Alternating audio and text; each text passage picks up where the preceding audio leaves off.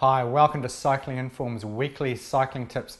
My name's David Heatley and here's what I'm going to be covering off. How to balance your work and life around your cycling, to stretch or not to stretch, and whether you should eat protein after a ride.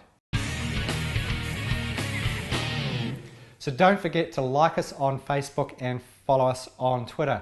We've also got a weekly newsletter that goes out by email. So if you're interested in receiving weekly tips about your cycling, please register yourself on that as well. Now, Joanne's asked the question, if your work/family schedule is too restrictive, how is your time best spent if you can get only 4 or 3 rides an hour a week and some occasional riding in the weekend? Now, Joanne, the work-life balance is something that I'm dealing with my athletes all the time. You see, cycling is such a time-poor sport. You know, you go out for a ride and you don't come back for 3 or 4 hours, and that's just one ride. And generally, we recommend people ride somewhere between 8 to 10 hours a week. So it's quite a bit of training. Now, that amount of training is obviously going to impact on everything else in your life, including your commitments at work and with your family. So how do you get the best quality training out of the available time that you have? Now, the first thing I recommend to people is that they work out how much training they need to do and then put together a plan around that and then start negotiating that with their work colleagues and their family members. Now, I call this stakeholder buy-in, and it just makes sure that everybody around you understands the training commitments that you've got and how they interact with the commitments that you have with them. And after you've negotiated that, then you've got a clear understanding of how much time you've got available to train.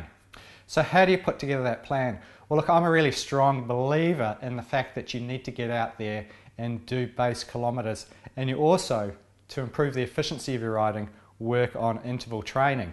Now, it's a balance between these two that helps improve your fitness. If you go out and do base training all the time, you're never getting the opportunity to build speed or strength. And if you go out and just do intervals all the time, you're never going to get cardiovascularly fit. So I recommend that people do their base training during the weekend when they usually have a little bit more time. Now, that may not be the case with you. If it isn't, then you obviously want to put that base training somewhere in your week. And if you're commuting to work or you have the opportunity to go out during the day and just get a couple of hours in during the day, then that can substitute for that weekend base training. Now, on top of that, you need to add intervals. Now, the intervals are very important, and you want to work through building strength, then speed after you've built some base. Now, we've got a fantastic 12-week aerobic-based building program that's ideal for making you efficient with your time. Now, it has intervals in it, and it also has endurance-based training as well. And we work through that sequence of building aerobic base, strength, and then speed. Now, it's purchased from our web store, and it has a very easy to follow step-by-step training program for 12 weeks. Now, the next question comes from Jimmy, and he's asked to stretch or not to stretch. Now, the Reader's Digest version of this is yes, definitely stretch, but the timing is important.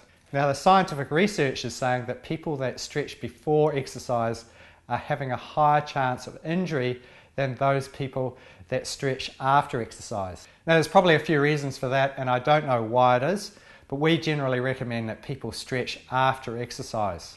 Now, when it comes to stretching, I recommend people introduce a little bit of movement in the stretch. Now, the reason why I recommend this is that static stretching generally only stretches the muscle in one particular way, whereas when you introduce movement to that stretch, you're stretching that muscle in more of a three-dimensional way.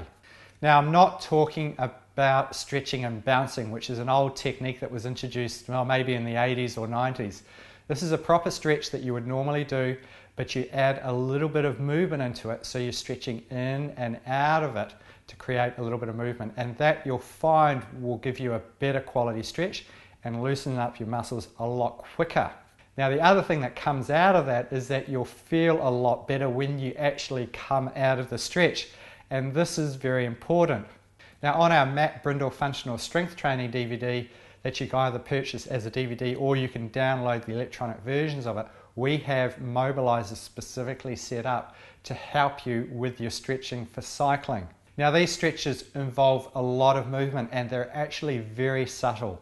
So when you get the opportunity, jump onto our website and have a look for that, or do a search on Matt Brindle Functional Strength Training.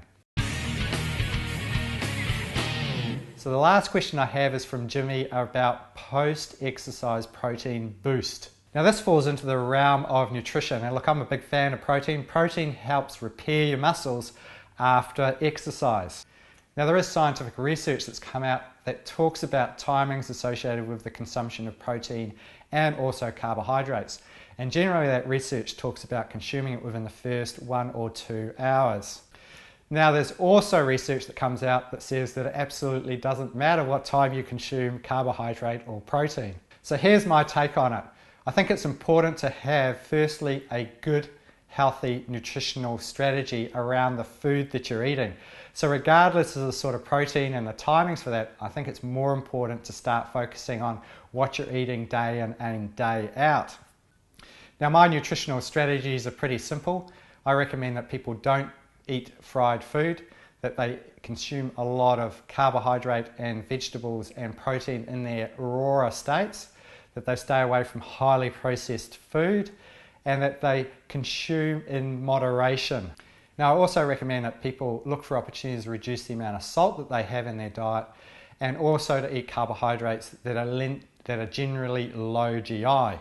Now we come back to the issue around protein and timing. Look, I recommend that people eat protein after a ride, but not necessarily straight after or in the first 1 or 2 hours.